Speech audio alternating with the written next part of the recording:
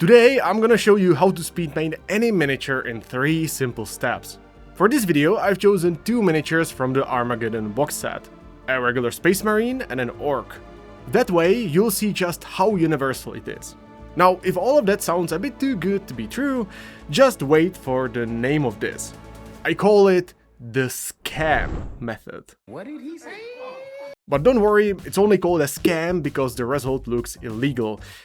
Not because I want your social security number. The letter S stands for sketching, which is the first part of the process. As you can see, I started from a black primer, which will make more sense in a minute. You see, sketching in this context is about simulating light on our models. If you want it, you could take a white rattle can and apply a zenithal highlight from the top. That just means essentially spraying it from above and avoiding the hidden parts. This is an okay solution, but we can do better than that. Another way to sketch light is by dry brushing a bright paint on top. Again, if you wanted to do that, it's fine. You could even see me use this method in other videos, and to be fair, I had plenty of fun with it. But ultimately, it's still relatively slow, and it can leave some texture on top. So although you could use either of these, we have a third option, and that is an airbrush. This is a relatively cheap piece of equipment, and you can get a solid setup for around $120. All things considered, I would say this is relatively cheap, given how much time you save. Still, it's okay to use the other 2 aforementioned methods if you want.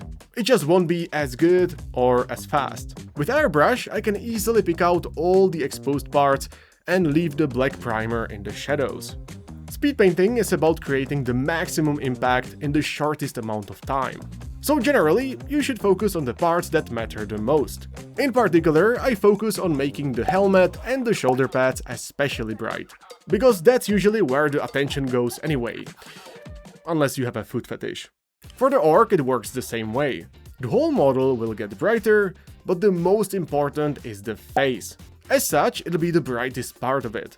Some people are even more radical when sketching light. For example, El Miniaturista tries to create maximum contrast in this step.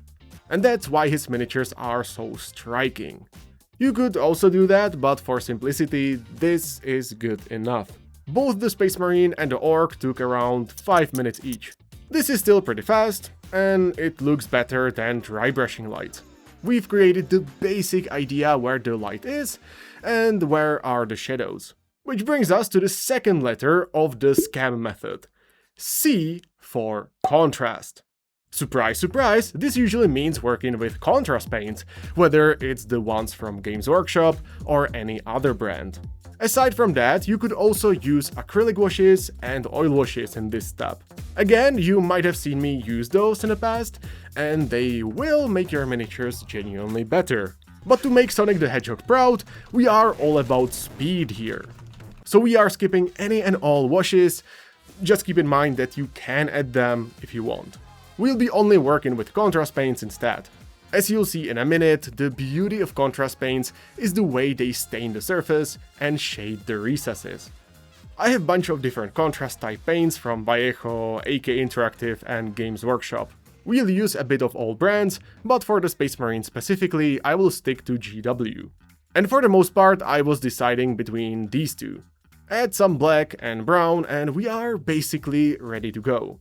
One choice I do regret in the hindsight is using this Baal red instead of the classic Blood Angels red. The way that contrast paints are supposed to work is that they stain the flat parts and pool in the hidden parts, including the recesses. And wherever they pool, that part will be darker. And once this particular red dries, well, it won't be that much darker, it'll just become more red.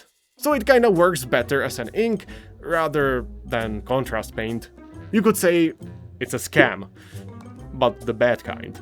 But don't worry, we can still work on top of that. In any case, whenever you work with these kind of paints, you wanna guide them with your brush.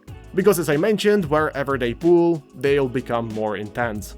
Another thing to note is that it's better to start with brighter paints. If I accidentally cover the armor with black and then use red on top, it simply won't work. But the other way around is not a big deal. So that's why it's better to start with brighter and less covering paints and be more precise later with darker ones. And the contrast step in the scam system is indeed about precision.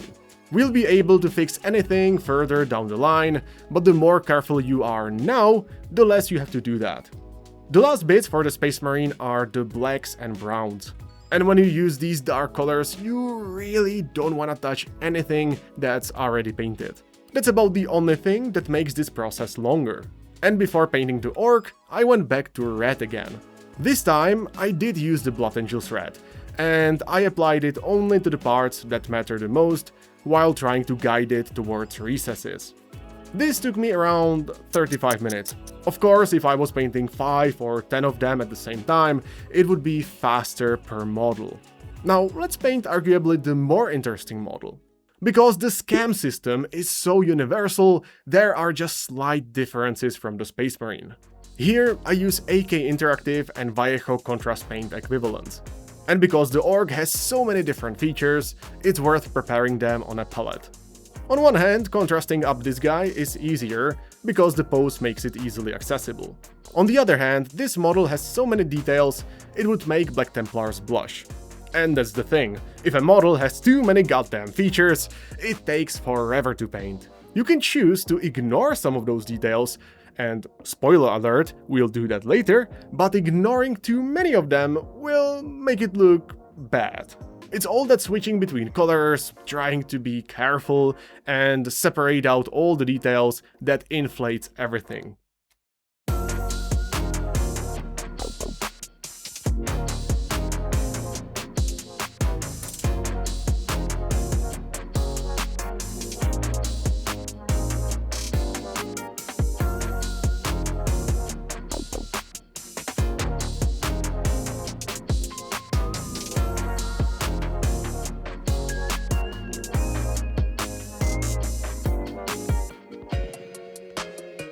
Another disadvantage is that all the details are crammed together.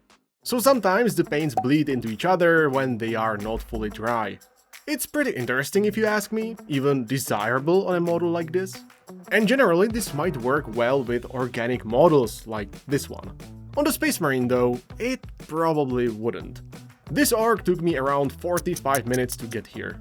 I think it looks better than the Space Marine given I used better contrast paints and not that god-awful ball red. But in any case, you could leave both of them like this and just play your game if you want. However, just like beavers are triggered to build a dam by the sound of running water, looking at these models makes me want to improve them. And we'll do exactly that in the third step of the scam method. The last two letters stand for adjusting miniatures. In this step you can go as far as you want, or maybe just add a few touch-ups. Before doing any of that, I blast a coat of matte varnish on top. This makes everything feel more cohesive. Otherwise, if I started painting on their armor, it could have slightly different finish. Not super important for gaming pieces, but it takes just a few seconds. Starting with the Blood Angel, there will be just some small touch-ups that'll have a huge impact in the end. Since the facial area is the priority, we gotta paint the lenses. Unfortunately, there is no shortcut here. Using around 3 layers, I make the inner side of the eyelens brighter. The trick is to keep a black outline around it to make the lenses stand out.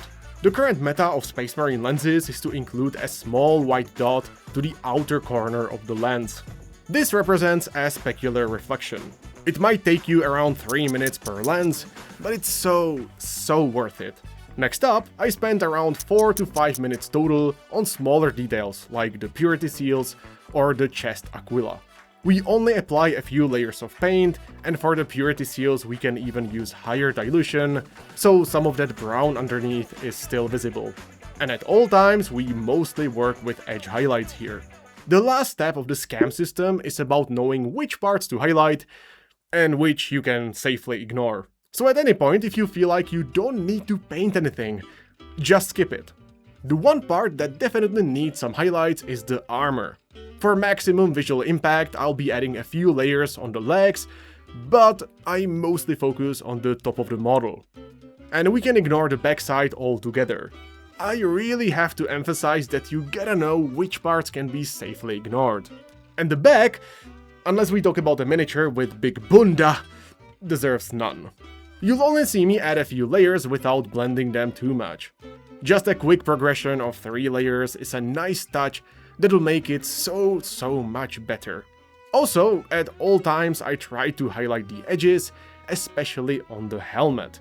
And just by putting down some layers and edge highlights, we got quite an upgrade. Just the armor took me around 20 to 23 minutes to paint. And before moving to the orc, we gotta paint the black parts. For those, we'll be only working with various shades of grey. It's actually more of a lilac color, but whatever. Simply using well-covering paint to pick out all the different details is more than enough.